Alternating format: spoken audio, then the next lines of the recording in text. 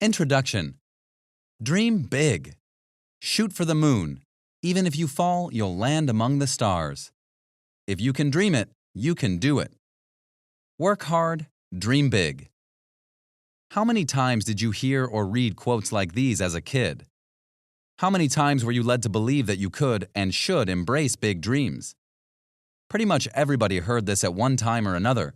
So as kids, we were wide-eyed and hopeful, brimming with promise and fully believing that we could achieve anything. But over time, that optimism and self-confidence simply fades away. Over time, we become cynical. We succumb to negative self-talk and become our own worst enemies. We criticize ourselves relentlessly or box ourselves into dead-end jobs that we hate because we believe that's as good as it's ever going to get. And the authors believe that that attitude is exactly what holds us back. Because we often adopt this attitude as a result of negative feedback, harsh criticism, or bullying, we sometimes fail to see that this mentality is a choice. Rather, we assume that it's been imposed upon us by others, or that our perception is indicative of the real state of the world. But the authors believe that transcending a defeatist mentality is the key to accomplishing anything. If we want to succeed in life, if we hope to ever become our best selves, we must learn to retrain our brains and embrace the power of thinking big. So over the course of this summary, we're going to explore that power and learn how you can get in touch with your inner child again.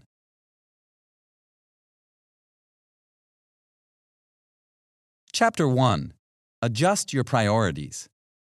If you're like me, you probably have a to-do list a mile long. Also like me, you probably make that to-do list in a stream of consciousness fashion, scribbling down thoughts as they come to mind because you're afraid you'll forget them. By the time we've finished writing these lists, we may reflect on them with a sense of accomplishment. Now we have a nice, orderly list of everything we need to get done. But sometimes our list-making strategies can do more harm than good.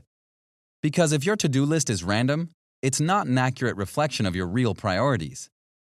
Here's an example of how it works in practice and why it can be toxic.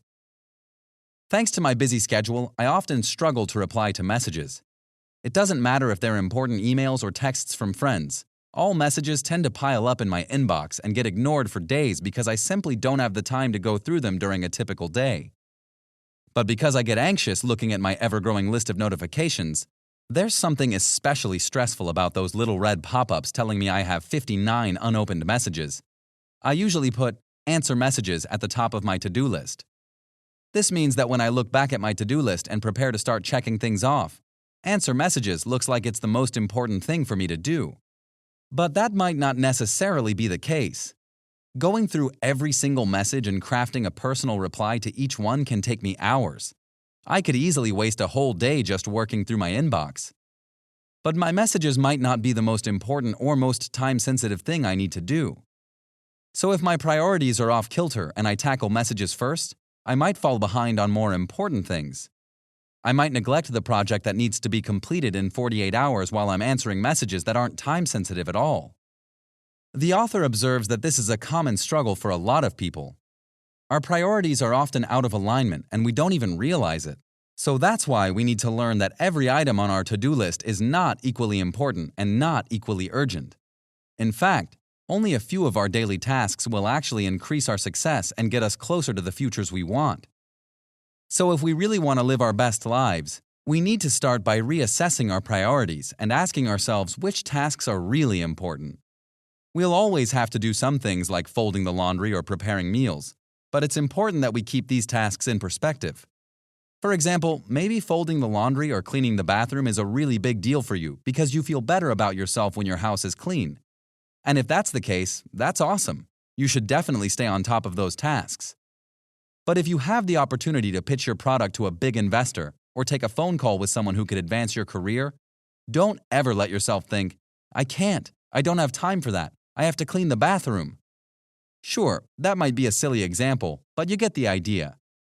Because if we let our priorities get out of hand, it's totally possible that we might neglect amazing opportunities in favor of something we could do any other time.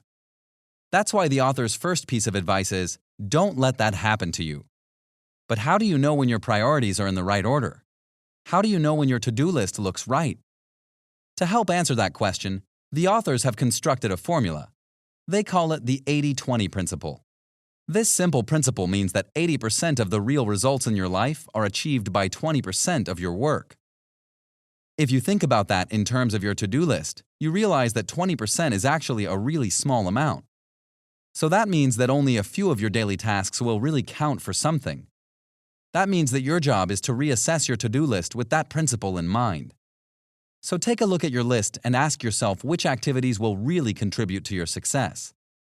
Success looks different for everyone, so make sure you have a clear vision of what you hope to accomplish and what will contribute to that vision.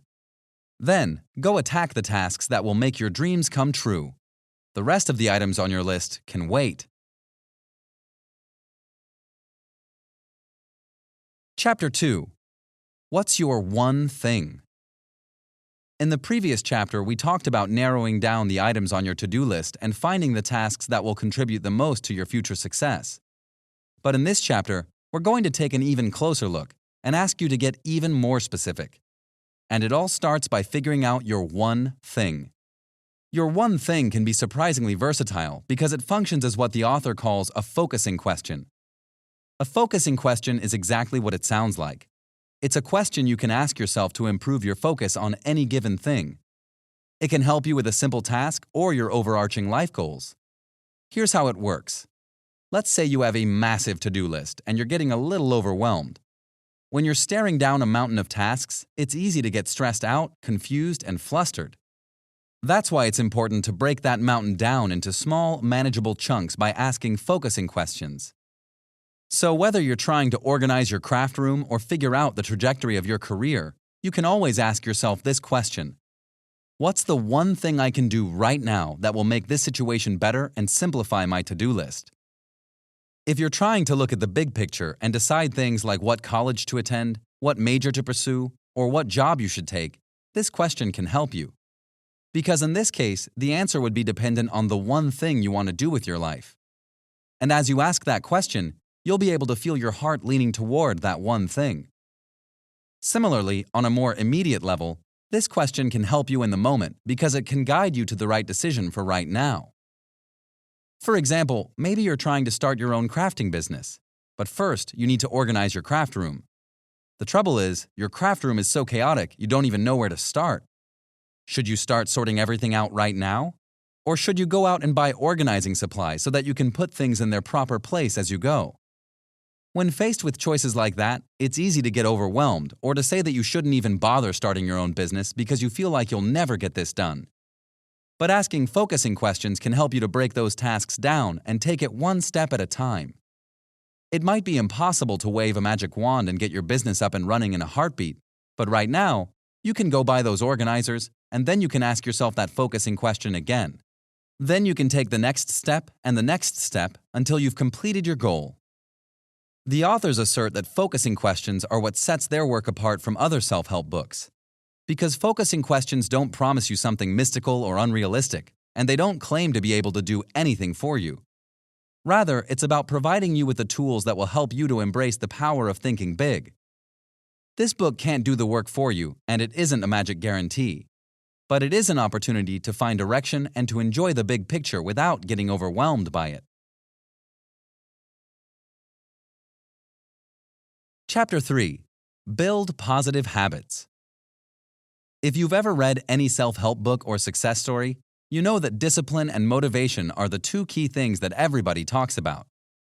If you can just be disciplined, if you can just be motivated, it sounds like you can grab life by the horns.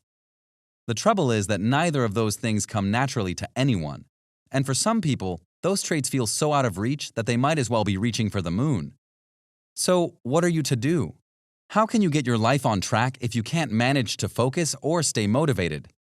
The authors have discovered that the secret lies in building a sequence of positive habits.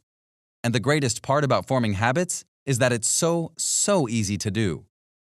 In fact, we form habits all the time without even realize what we're doing. For example, if we drink our coffee from the same mug every morning or perform our morning routines in the same order, we're creating a habit. It only takes 21 days to form a habit. So if you can do anything consistently for just 3 weeks, you've already turned a pattern of behavior into an automatic reflex that you don't even have to think about. And that's exactly what the authors believe you should do when it comes to self-improvement. This revolutionary approach is awesome because it takes a lot of the stress and pressure out of making good decisions. You can say goodbye to the motivational posters that glamorize the struggle of improving your life. Instead, concentrate on making good habits reflexive. However, that's not to say that it won't be hard. There's no doubt about it. Forming new habits is always tough at the beginning. But if you can just get yourself in the swing of making good decisions, it will become reflexive before you know it. So how do you do that in the first place? The authors believe that you should simply take it one step at a time and keep following the practices we've discussed in the previous chapter. For example, let's say you're like me and you get really anxious about all those unanswered messages. Maybe you'd really like to make a habit of replying to all your messages every day and knowing you can breathe a sigh of relief. You'd like to dedicate a solid hour of your day to going through your messages, but how do you find the time? How do you keep from getting distracted or interrupted? In this case, you'd ask yourself focusing questions to help yourself cut through the distractions and find what you need. For example, maybe that means you need to get up an hour or two earlier than usual and take a walk to a quiet park where you can sip your coffee and answer your messages in peace. And once you've done that, do it the next day, and the next day after that. Just keep doing it until it's become a habit. But after those habit-forming 3 weeks are up, the authors posit that you should take your self-improvement game to the next level. And if you want to do that, the key is to switch up your habits by forming new ones. For example, don't just spend the rest of your life focusing on answering your messages. You've already got that down. So once that habit has become reflexive to you, pick something else you want to improve and work on that. And once you've got that one under your belt, pick something else. The authors have discovered that this is how the world's most successful people stay at the top of their game. But the best part is that it isn't a secret limited to billionaires or movie stars. It's something anyone can do. So don't stress yourself out, and don't think of building good habits as an insurmountable, stressful thing that only superheroes can do. Because if you let your mind and body take over and allow your positive habits to become normal parts of your day, you won't have to work at it all the time. Just take it one step at a time and let your natural habit-forming tendencies do the rest.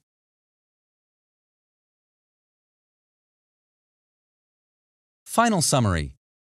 Everyone wants to know what it takes to be successful in life. But often we feel as though the real secret eludes us, lost amidst the noise and chaos of all the people who insist that their way is the right way. The authors believe that you can cut through the noise and simplify your self-improvement practices by simply identifying your one thing. By embracing the power of thinking big, asking focusing questions, and developing positive habits, you can identify the one thing you need to do right now and the one thing you need to do with the rest of your life.